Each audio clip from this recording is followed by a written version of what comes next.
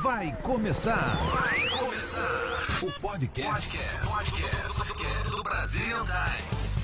Sou Jaime Zimmer, hoje temos um grande episódio com um amigo e um estrategista de crescimento de negócios, Rafael Samori. Obrigado pelo convite, Jaime. Um prazer te ter aqui e nós aqui vamos descobrir um pouquinho sobre a tua vida, Rafael. Eu conheci o Rafael há mais ou menos um ano e pouco atrás, Isso. Não é isso? E sempre que podemos, nós falamos sobre negócios, sobre crescimento, sobre desenvolvimento, esse meio digital, algo que possa contribuir com a nossa comunidade, a comunidade brasileira aqui nos Estados Unidos. Mas eu sempre gosto de ir lá atrás, né? Para saber um pouco da vida do nosso entrevistado. Da onde você veio, Rafael? Eu sou natural de Vitória, do Espírito Santo. Espírito Santo. Nasci em Vitória, cresci em Serra e nos últimos anos que eu fiquei no Brasil, eu morava em Vila Velha. Vila Velha, ou seja, só lugar bonito. Rapaz, eu amo aquele lugar. Sinto saudades. É bonito. Eu sou do Rio Grande do Sul, mas eu já estive lá no Espírito Santo. É bonito, é bonito. 2 vezes eu, na minha juventude, saí de carro de Porto Alegre e subi até o Nordeste. Então, nas 2 oportunidades, eu passei em alguns locais do Espírito Santo, muito bonito, temperatura super agradável. E no período que eu vendia imóveis, eu vendi vários imóveis no Espírito legal. Santo. Então, tenho amigos, clientes antigos que têm imóveis no Espírito Santo por meu intermédio. É uma região muito boa. Então, bacana demais. Claro que você tem que ter saudade, lugar bonito, temperatura boa, gente boa também. Muito legal. Teu sobrenome, Samori. Me conta um pouco da história de Samori. Rapaz, aí você começou com uma pergunta que vai revelar muita coisa. Oba! E é pra isso mesmo. O Samori foi meio que um nickname, né? Um nome mais artístico, porque o meu nome mesmo é Rafael dos Santos Moreira. E lá atrás eu tive uma ideia de abrir um business, eu queria mexer com produção de eventos na época e o nome da produtora seria Samori Produções. E aí começou essa ideia, o Samori ficou, a empresa de produção de evento não veio, apesar de eu trabalhar um pouco com isso lá no Brasil, mas o sobrenome pegou. E aí o apelido acabou virando sobrenome e hoje as pessoas me conhecem como Rafael Samori. Uau, viu só? Como é bom aqui a gente esclarecer as coisas. Então, o Rafael Samori, nome como é? Artístico? Era artístico, tipo, né? Artístico, Era agora artístico é seu nome. até eu me casar, né? Porque quando eu me casei aqui nos Estados Unidos, o Samori hoje ele faz parte do meu nome oficial. Então o meu last name é o Samori. Uau! Que história! Olha aí, pessoal. Olha que história bonita.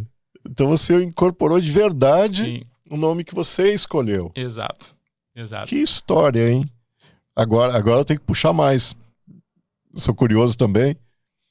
Foi complicado mudar o nome ou acrescentar o nome? Como foi essa história de nome? Rapaz, aqui nos Estados Unidos eu já tinha ouvido sobre isso, mas no dia que nós fomos nos casar, a pessoa responsável na prefeitura, ela nos perguntou, né? Se ficaria o mesmo sobrenome, qual sobrenome que ficaria, ou se a gente iria querer acrescentar algum nome livre.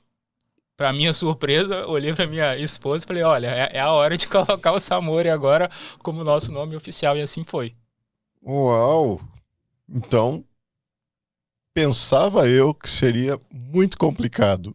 Não foi. Não foi. Que beleza! Olha só, aproveitando de uma situação, né, ali emocional até, e decisão em cima da linha, né? Tinha que ser naquele momento. Sim. E aí já veio na hora, você já decidiu, eu quero o Samori. O Samori me acompanha, acho que uns 15 anos. Já. Faz parte da tua vida. Então, assim, as pessoas já me conheciam. Então, foi só um empurrãozinho. Até mesmo meu pai e minha mãe, eles me chamam de Rafael Samori. Oh, meu Deus! Que show! Feliz em saber. Então, incorporado é o Samori. E dentro dessa história do nome, ainda me gera uma curiosidade. Ele nasceu do quê? Você foi somando letras e tal e chegou nesse nome, ou você veio buscando uma história, algo assim? Não, meu sobrenome é Rafael dos Santos Moreira. É Santos Moreira, Samori. Desculpa, Simples eu assim. não sou um bom Sherlock Holmes. Nem me toquei quando você falou do nome completo, então bacana demais. Muito boa história. Assim, cada imigrante que chega aqui para nossa entrevista tem algum ponto muito, muito curioso, muito interessante. E você lá no Espírito Santo, vamos lá para o passado. O que você gostava de fazer na vida? Criança, por exemplo. Você vem de uma família tradicional da região. Como que eram pai e mãe? Como que é a tua história de vida? Eu vou fazer meio que uma sinapse assim da história do Rafael Samori até eu chegar aqui. Sim. Eu cresci de uma família humilde. Uhum. Meus pais saíram do interior, lá de montanha, no Espírito Santo, para poder viver na cidade grande, lá em Vitória. Meu pai e minha mãe são primeiros namorados um do outro. Inclusive, mês que vem eles fazem 40 anos de casado. 40! Parabéns! Obrigado. Parabéns. E aos 12 anos de idade, tipo, na rua que eu estava crescendo, os meus amigos, eles sempre tinham já, né, a bicicleta, o computador, o jogo do ano. E assim, os meus pais, a gente não passou necessidade, mas a gente tinha ali dentro das condições dele o essencial para a gente poder viver. Sim. Então, quando eu quis começar a fazer as coisas, o meu primeiro job, assim, foi vender chup-chup. Não sei se você conhece, lá no sul é chup-chup também. Tem outros nomes. Sacolé. Sacolé. Aquele saquinho, até porque tem gente que não conhece, que está nos assistindo. E explica aí o que é o Cara, chup-chup. O chup-chup é um picolé no saquinho, né? Um picolé sem o palitinho. Okay. Daí, quando eu quis ter essas coisas, meu pai falou assim, ó, vou te ajudar, eu vou fazer, você vai vender lá no mercado que eu trabalho. Assim, foi o meu primeiro empreendimento, digamos assim. E lá fazia meio que com vergonha, às vezes, dos amigos, mas já cresci com essa consciência de que eu teria que fazer algo. E assim foi. Aos 14 anos eu tive o meu primeiro estágio. Eu estagiei numa autoescola, onde as pessoas tiram carteira de habilitação. Sim. Eu era o cara que resolvia as documentações, levava documento no Detran, resolvia coisas básicas. Um dia eu entrei numa sala, vi uma pilha de documentos, perguntei para a pessoa o que era, a pessoa falou que era processos de pessoas que estavam devendo e não pagava, pessoa que tinha não tinha entregado o documento, enfim, coisas que estavam pendentes. Daí eu falei, eu posso pegar isso aqui para resolver? Com 14 anos. Aí a pessoa falou assim, se você conseguir resolver, com menos de 2 meses, tipo, quem estava devendo foi pagar, quem não tinha levado documento levou o documento, carteiras foram entregues. E aí eu, todo feliz, fui falar com o dono da autoescola. O cidadão, ele nem obrigado me deu. Ele falou, só olhou para mim assim e falou assim, naquela sala ali tem mais, você pode ir lá e fazer. E virou as costas e saiu. Como ele não demonstrou gratidão assim, dentro de mim naquele dia nasceu um desejo de falar, eu vou empreender, eu vou ter o meu próprio negócio e eu não vou trabalhar para outra pessoa pro resto da minha vida. E aí, naquele momento, eu já comecei a pensar em algo. E eu não sei de onde veio, assim, né? Eu assistindo TV, ouvindo rádio, eu via os anúncios, as propagandas, eu falei, é isso aí que eu quero fazer.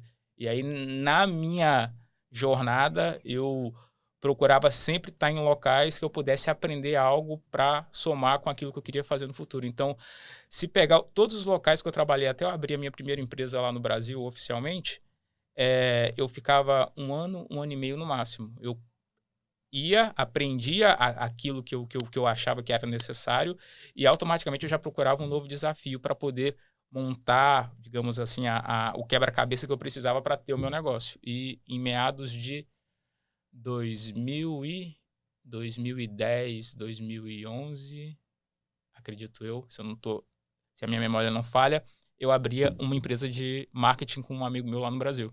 E aí começou a minha jornada no marketing. Então, uma ingratidão de um ex-patrão, com você com 14 anos, te levou a romper as barreiras e buscar realmente ser um empreendedor. Exato. Muito show. E aí você foi funcionário de outras empresas nessa transição até abrir com teu amigo? Sim, dos 14 aos 21 anos, que foi quando a gente iniciou a Heaven. A Heaven não, perdão, a Heaven é a empresa atual. A Marketiva na época. Marketiva. Foram, se eu não me engano, 4 empresas que eu trabalhei. Todas com alguma ligação ao setor de comunicação. Mas o meu foco era ter uma agência. Até mesmo antes de eu fazer a faculdade que eu fiz, eu já tinha isso, assim. Então, quando eu fui iniciar o meu curso de pós-graduação, eu já estava atuando no mercado, já atendia grandes empresas na minha região. Eu só fui fazer o curso mesmo só para falar que eu tinha feito o curso, porque na prática, já o que os professores praticado. estavam passando, eu já estava fazendo e executando. E, assim, nessa transição, você, 14 anos, na tua cabeça já era para ser um empreendedor e tal. Mas o pessoal à tua volta não te via como talvez uma pessoa capaz, porque se você olha uma menina de 14, tem um preconceito, não tem? Não tinha um preconceito? Olhando você lá, disse, pô, esse menino de 14 vai querer ensinar velho aí de 30, 40? Como que era isso aí, Rapaz, naquela época? Na construção da Marketiva, na época você falou de imóveis, né, que você vendeu lá no Espírito Santo. O pai do meu sócio na época, ele é um grande empresário do setor imobiliário. Então, quando a gente começou a agência na época, a gente começou para atender construção civil. A gente viu um gap, um déficit. A gente preparou um projeto para uma construtora e esse projeto foi aprovado e aí a gente começou a empresa. Com isso, as pessoas, quando elas viam, né, 2 rapazes jovens para poder apresentar, ficava assim com esse receio, mas quando a gente ia apresentando o que a gente tinha de solução, as pessoas nos ouviam mais. Tinha até um fato engraçado que quando a gente conseguia algumas reuniões maiores, para a gente poder impressionar as pessoas, a gente marcava as reuniões no local estratégico e pedia para o pai desse meu sócio o carro dele emprestado, que era um carrão na época. Sim, né? sim. A gente já sabia, mesmo sem ter ouvido muito falar sobre isso, sobre personal brand, a gente via que essa questão era importante na hora de se apresentar bem, de ter uma boa impressão. A gente fazia isso para poder suprir ali a nossa aparência, que era muito jovial. Isso com que idade, você lembra? 21. Você, aí já, então teve essa viagem de alguns anos para chegar nos 21 para 22. Sim. Que você é muito jovem ainda, né? Obrigado, tem uma aparência muito jovem, bastante jovem. Sou quase, né? 40 anos já. Quase 40 anos, então ó, parabéns. Bem mantido. Bem mantido. Tá bem conservado. Tua esposa também é jovem. Sim, ela é 9 anos mais nova. Bem mais nova. Tá, ok, mas os dois, se olhar os dois, são muito jovens. Parabéns. Obrigado. Se mantendo jovens e até porque teu perfil, né, de estar de boa, assim, uma pessoa bacana, deixa a gente um pouco mais jovem, né? Assim, perante as pessoas também. E por dentro. 21 anos iniciando, aí sim, profissionalmente, tem a tua empresa, tem um sócio, aí na área imobiliária. E como que foi esse ambiente de ter a tua própria empresa? Já contrataram funcionários? Como era a tua estrutura lá? Esses desafios ali, como foram? O desdobrar desse primeiro projeto, que foi assim, a primeira empresa com estrutura que a gente teve, foi engraçado, porque no começo eu era o cara criativo, o cara que operava os programas, criava as peças, e o meu sócio, ele tinha formação de gestão, então ele fazia a parte burocrática, porém, com o passar dos meses, ele foi se mostrando mais criativo para algumas coisas do que eu, e eu fui me mostrando melhor com a parte burocrática e de lidar com as pessoas, que era algo que ele não gostava muito. Então a gente meio que inverteu os papéis assim logo nos 3 primeiros meses de empresa, e eu comecei a ir para poder abrir mais negócios, lidava mais com pessoas, atendia as pessoas, e ele foi para a parte criativa.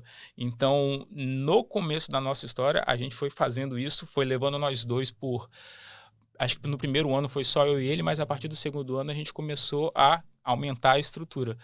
Com pouco menos de 2 anos, a gente já estava com 8 pessoas, e a gente finalizou o projeto quando a gente vendeu a empresa, nós estávamos em 16 pessoas trabalhando.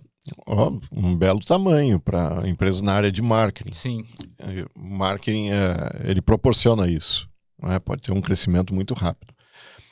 Vendeu a empresa, e aí? Continuou na mesma área? Rapaz, eu vendi a empresa, fui convidado para um outro projeto lá no Brasil. Esse projeto ele não saiu como me foi vendido, e aí por conta disso eu decidi vir para os Estados Unidos para poder ver aqui o que tinha de mercado, ver se dentro daquilo que eu tinha produzido no Brasil eu poderia agregar aqui alguma coisa. Foi quando em 2018 eu vim aqui pela primeira vez. Vi algumas situações na área de construção também, que era uma área que a gente já tinha tido experiência no Brasil.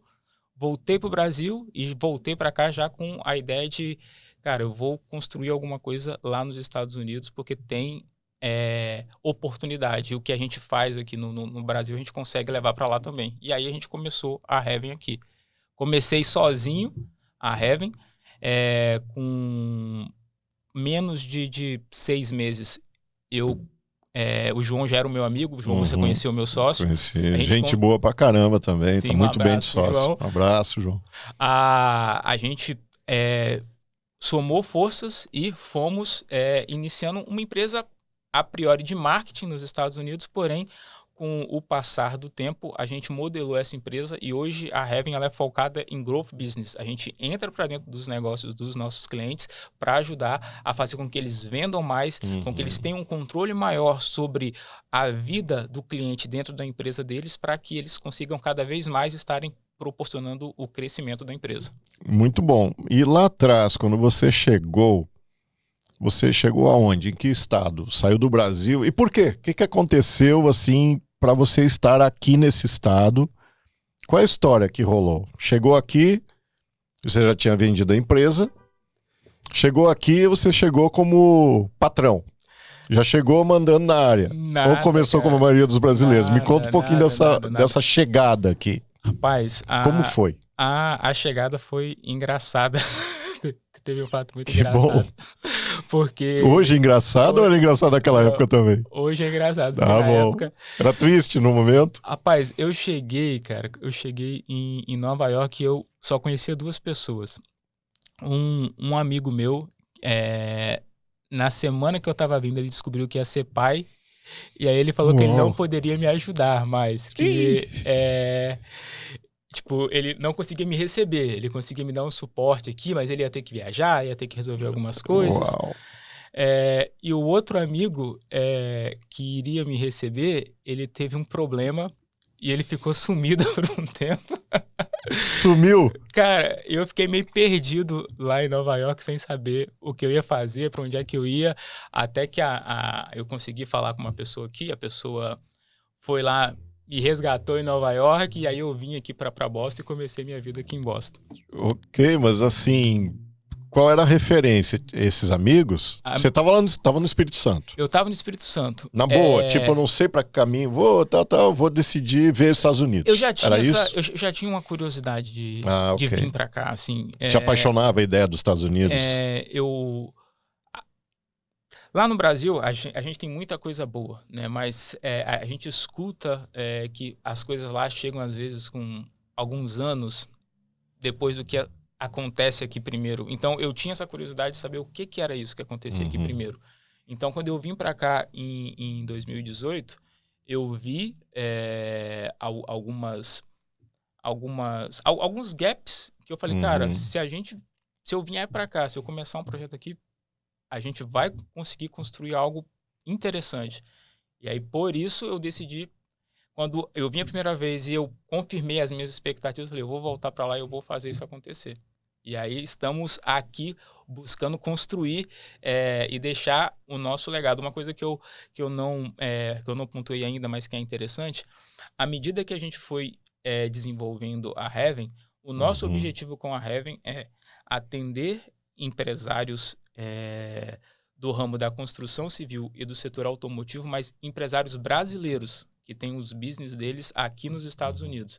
O nosso foco é ajudar a nossa comunidade brasileira. Tanto é que alguns clientes americanos que apareceram já ao longo desse período, a gente sempre indica para outros parceiros nossos, porque dentro da Heaven o nosso foco é exclusivamente ajudar a comunidade brasileira. Muito bom. E assim, você diz que te deixaram, né, com o pincel na mão, como a gente brinca, né, aquele cara em cima da escada, daqui a pouco alguém tira a escada. Você ficou sem os 2 amigos. Você iria ficar em Nova York, essa era a história? Eles moravam lá, é isso, ou iriam te trazer para cá?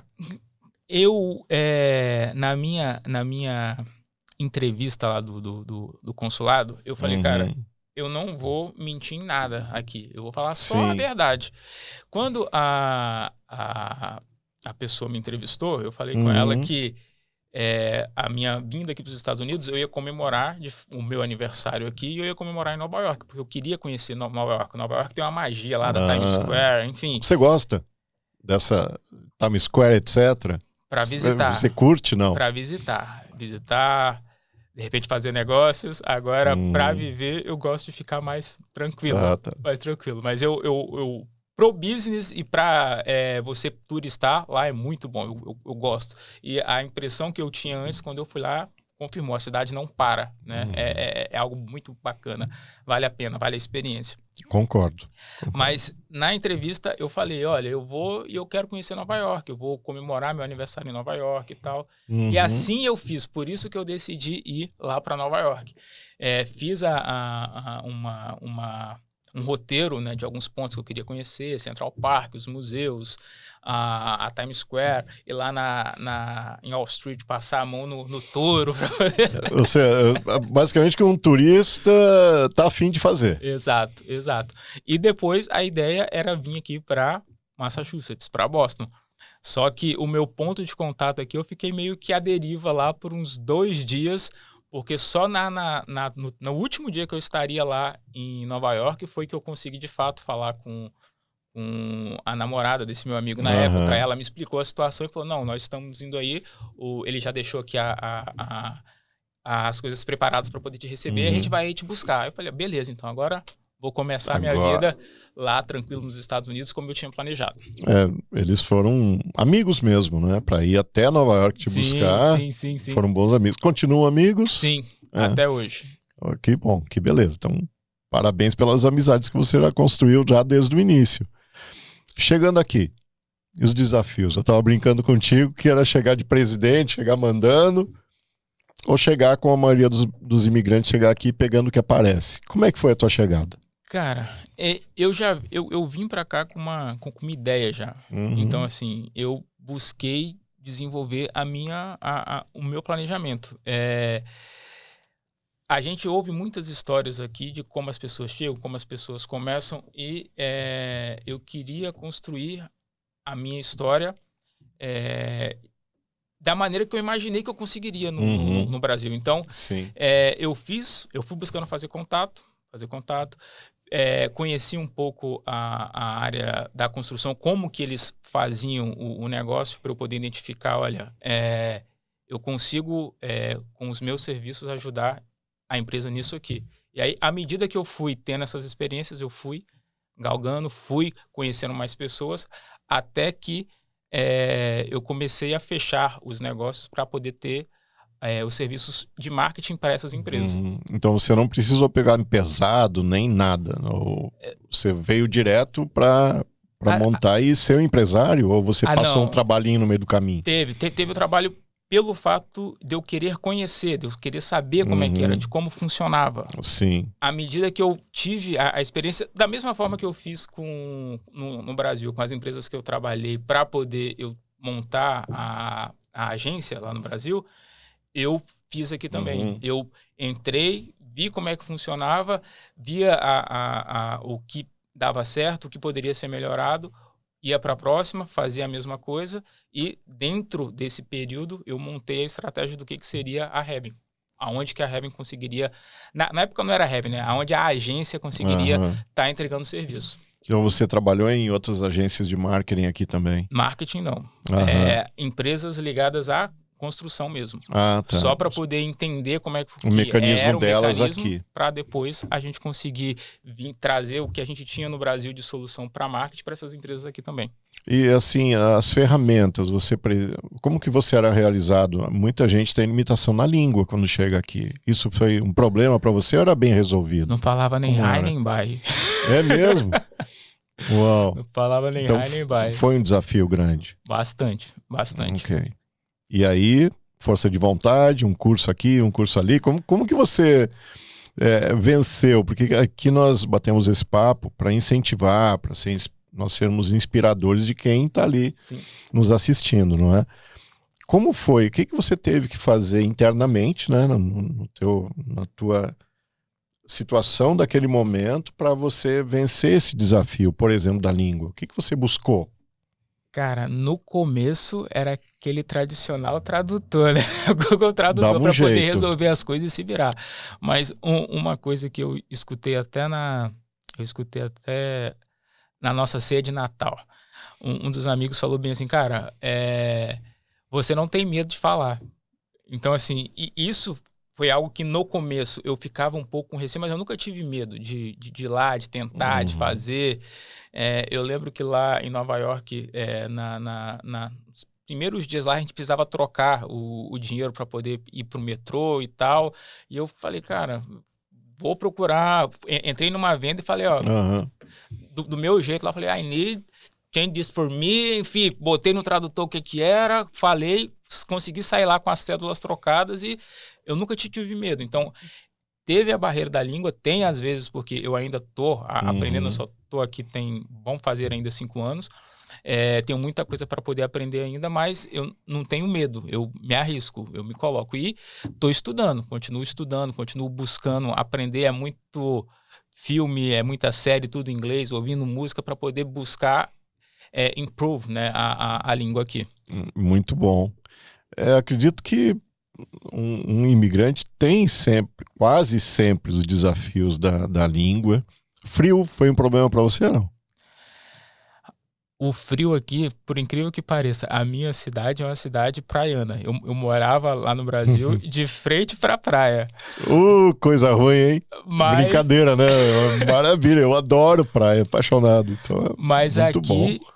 Eu encontrei uma paixão nessa season do winter, que é o snowboard. Então, assim, eu acabei me adaptando legal ao frio, porque eu gosto muito, né? Eu tenho um grupo de amigos que a gente sempre, nessa temporada, a gente sai muito para poder esquiar, que a gente fica contando os meses para poder chegar no winter e a gente poder fazer as nossas viagens, as nossas aventuras, digamos assim. E vocês vão aqui para cima, tipo Vermont, New Hampshire, Vermont Maine. foi a primeira montanha que eu Foi a primeira montanha. Quem me ensinou foi o João, meu sócio. O João, teu sócio. Quase me matou, mas me ensinou. Cara, eu tenho uma história louca disso. Um amigo meu, que eu pensava que era um bom amigo. Essa história do esqui. Nunca tinha esquiado. Ele alugou um esqui profissional para mim. Nunca tinha esquiado. Me colocou lá nas cadeirinhas, que eu dizia nas cadeirinhas. Na minha frente ele foi. Eu fui lá com os sticks. Tô com aquele esqui lá enorme, sem saber o que era para fazer com aquilo, porque não tinha aula, ninguém me explicou nada. Ele desceu lá na ponta da montanha, esquiando. Quando eu olhei aquilo, Rafael, fiquei super animado. Disse, esse troço é fácil. É fácil. Porque ele me disse que é só fazer isso, só faz o que eu faço. E eu ali tranquilo, tava de boa. Eu saí, pulei, fiquei em pé, já disse, já sei esquiar, tô sabendo fazer isso. Fiz uma curva, consegui vencer a curva. Bem, então. Muito, eu disse, eu sou o cara, sou esquiador, né? Na segunda curva, foi esqui para tudo que é lado, cabeça para um lado, esqui para o outro. A minha cabeça parecia aquela geleia, né? Porque realmente é um invólucro líquido aqui dentro. Um gel muito grande, a nossa mente. E eu tive um lapso. Eu apaguei por alguns segundos. Uau. Quando eu voltei, eu, buscar a razão, eu pensei, não sei se eu tô morto ou se eu tô vivo. Sabe aquele negócio? E descer a montanha caminhando. Querendo pegar o pescoço do meu amigo. Cara, foi traumatizante esse negócio. Mas como é que um amigo faz isso com outro amigo? Me diz aí. Esse amigo seu devia ser amigo do João também, porque o João fez a mesma coisa com a gente. Pelo amor de Deus, fez isso? Uau! Depois de um tempo que que eu fui aprender, né? Que nas montanhas existem as classes da pista, né? A green, a blue e a black. O João já levou a gente para descer uma black, que era tipo a montanha mais alta dessa montanha, do lugar que a gente tava. Então, foi assim, foi uma experiência que era para ter sido traumática, mas eu me apaixonei pelo snow. Eu traumatizei. Tem que voltar, só que eu vou ter aulas lá na base da montanha, na boa, porque não deu. Aí eu não vou pegar esqui profissional nunca mais também, nesse momento, até descobrir. Na minha primeira ida, a gente só foi descobrir que tinha montanha para iniciante depois que a gente já tinha quase morrido na Black. Mas aconteceu, então temos algo em comum. Eu recomendo. É uma bela de uma experiência, mas não dessa forma que fizeram comigo. Né? Vamos seguir devagarinho, tá, pessoal? Não vá lá para cima sem experiência nenhuma com esqui profissional, que quase certo que vai dar errado. Mas que legal o teu esporte. É o teu esporte preferido? Cara, pro inverno sim, é o que eu gosto muito. E aí, verão? Agora tu deixou uma pista. É o que eu gosto muito de fazer. Verão, básica musculação. Gosta. Gosto. Queria ter ido naquele beach tênis lá que você... E ainda vai, já tá aqui o convite. Nós nos reunimos todas as semanas para jogar o beach tênis. Que coisa agradável. Muito bacana mesmo. Tá convidado. Obrigado. Já iniciou numa sexta-feira, iniciou com 4 pessoas. Hoje nós temos por volta de 50 praticantes já, em menos de um ano. Legal. Então foi muito bacana. Um esporte muito bom também. Tá convidado. E aí, então, já mergulhamos pelo esporte. Casado. Nós não podemos deixar as esposas de fora, senão depois chega em casa e fica mal, né? Não, de fato não. E um beijo pra minha esposa, eu amo.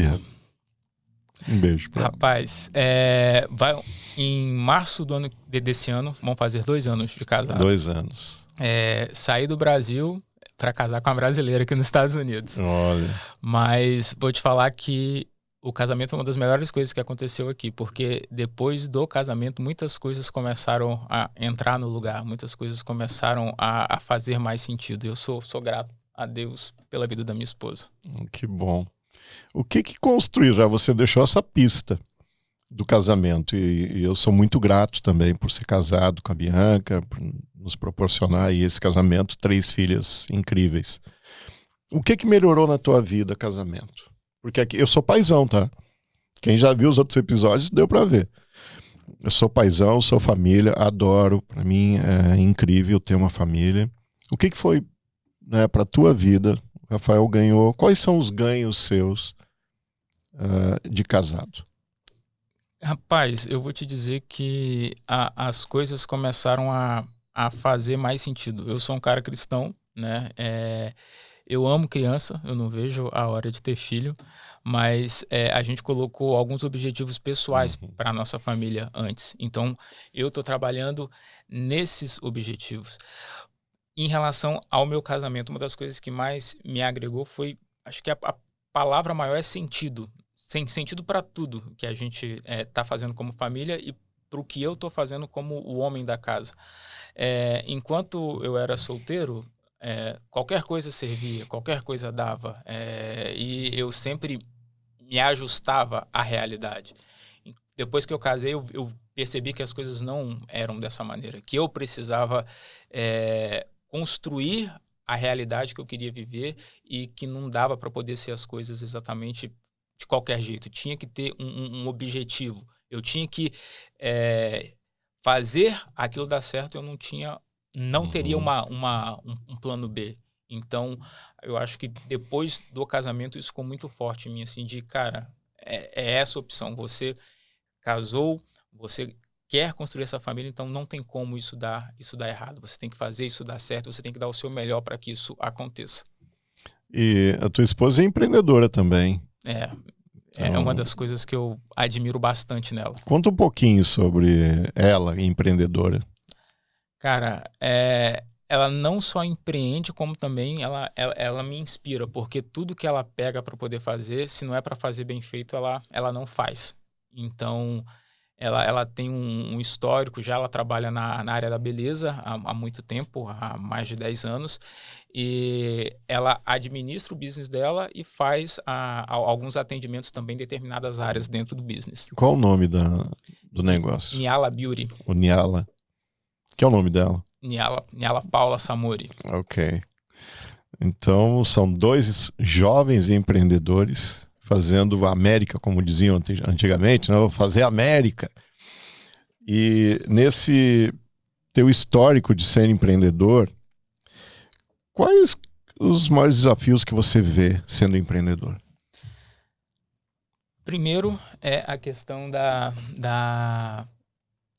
de se formar um time, né? De ter um time para poder trabalhar contigo. Apesar da gente estar aqui, isso não é diferente, né? Em qualquer lugar, para o negócio ser feito e ser construído e ele poder tomar uma proporção de um grande negócio, você precisa de pessoas. Acho que você, mais do que ninguém, sabe disso também. Você constrói, você tem construído um time forte aqui nos Estados Unidos com o seu business. Então, essa é a dificuldade, tipo, achar as pessoas certas para fazer com que o negócio se solidifique, cresça. Então, dentro da minha jornada como empreendedor, tanto lá no Brasil como aqui, essa questão de ter as pessoas certas com você e você conseguir contagiar as pessoas com a sua missão para fazer com que a sua missão e o seu propósito também estejam de acordo com os propósitos de vida e as missões dessas pessoas é o maior desafio.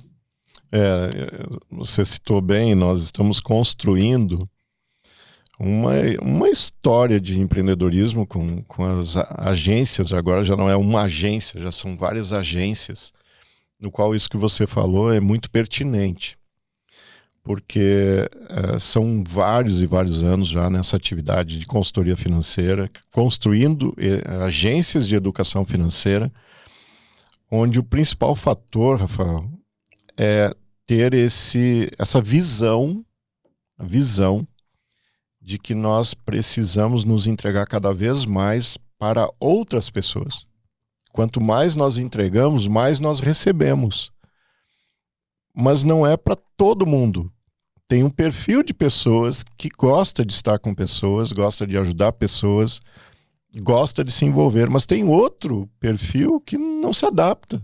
Então nós temos que ter essa busca constante, não é, Rafael? Sim. Como que é a tua busca? Tá muito complicado arrumar pessoas nessa área de atendimento, nessa área de vendas, nessa área de relacionamento. Como que está o mercado? O que você enxerga?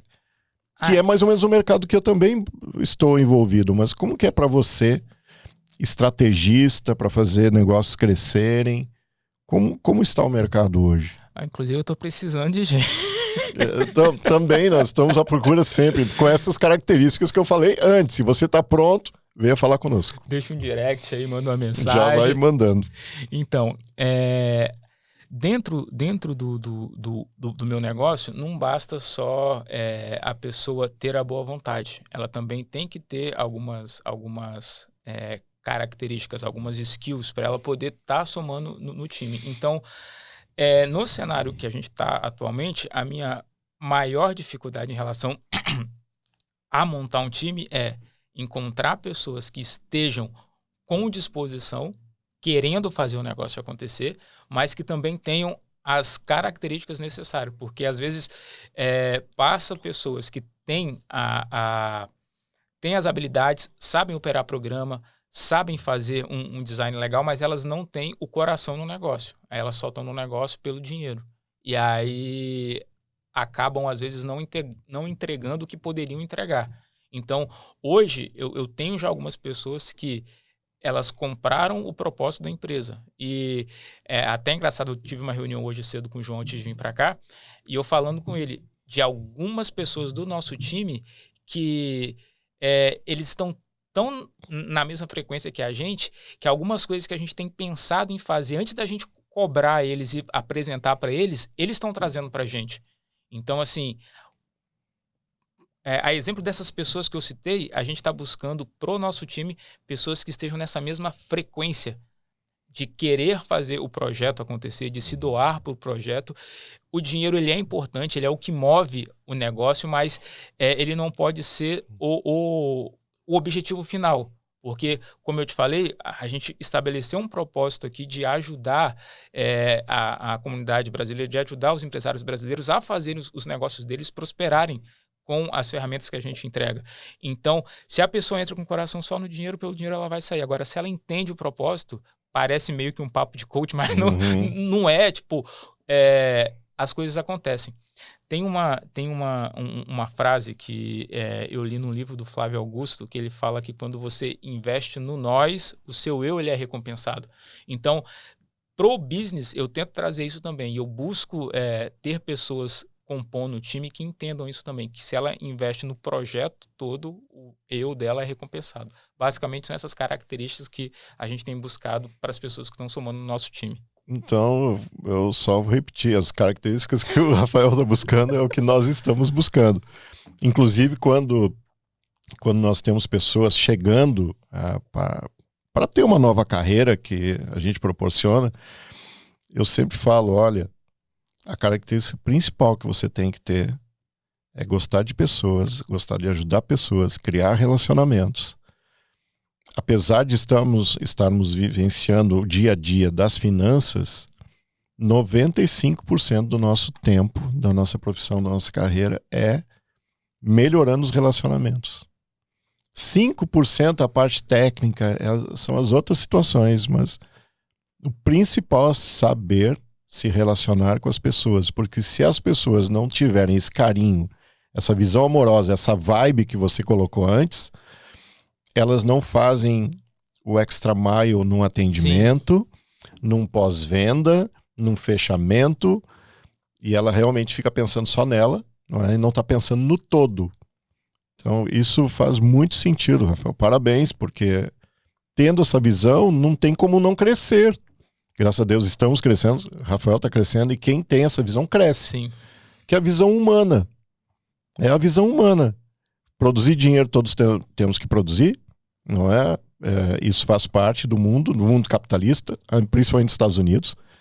Só que quem está investindo nisso está tendo resultados, não é? Sobre relacionamento, eu costumo fazer a seguinte reflexão. Eu sou uma pessoa cristã, eu acredito que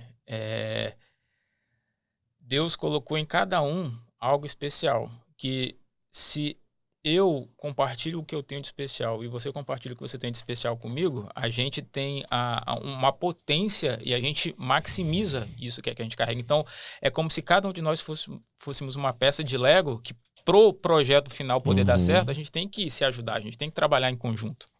É fundamental. Rafael, tem muita coisa para ser falada. Poxa, tem assunto demais. Eu sou apaixonado por estratégia, sou apaixonado por marketing, sou apaixonado por ajudar pessoas. Enfim, criando relacionamentos como nós temos, nós nos conhecemos relativamente pouco tempo, mas criou uma sintonia muito legal, muito bacana mesmo. E dentro desse universo de marketing, que marketing abrange tanta coisa, não é? O que você deixa de mensagem para quem está buscando esse atendimento diferenciado? O que a tua empresa hoje está oferecendo de diferente do que já existe? Não é?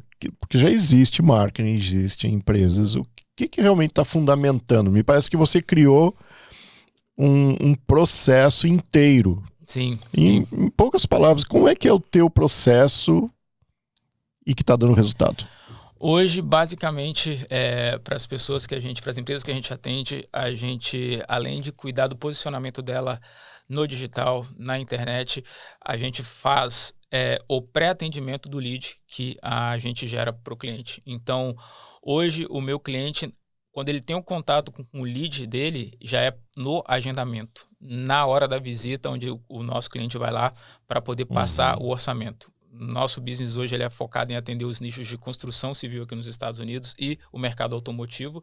Então, para as empresas de construção, a gente tem feito isso. A gente já entrega o agendamento. E para as empresas ligadas ao mercado automotivo, no caso dos dealers, a gente já entrega também a visita do cliente na loja. Então, a gente tem trabalhado dessa forma. Esse tem sido o nosso grande diferencial. Entregar já o agendamento ao invés de só entregar o lead para o cliente poder atender.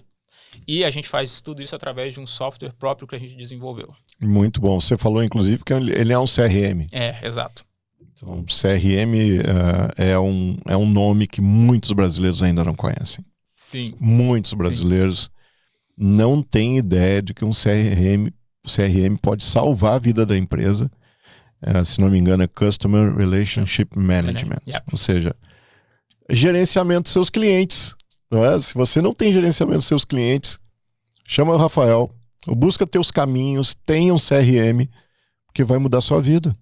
Não é pitch de venda, mas para esse ano a gente tem um planejamento onde a gente só vai atender mais 23 empresas. Olha, já deixou a escassez lançada. Serão só... O Rafael é rápido.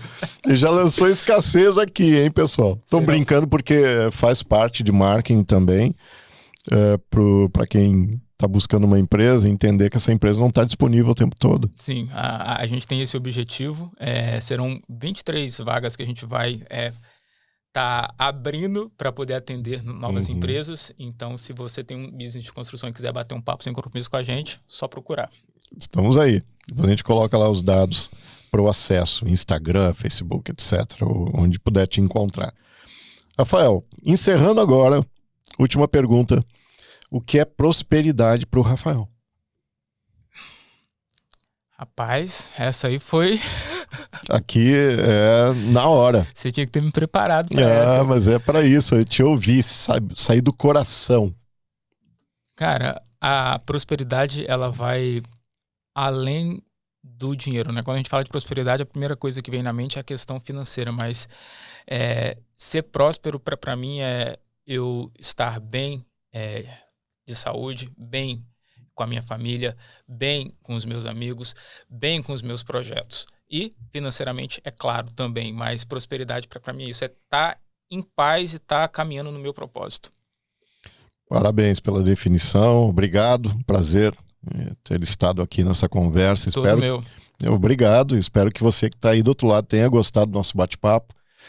Continue nos seguindo, deixa sua mensagem, sua pergunta, interage, faça o compartilhamento desse episódio e nos encontramos no próximo. Um abraço.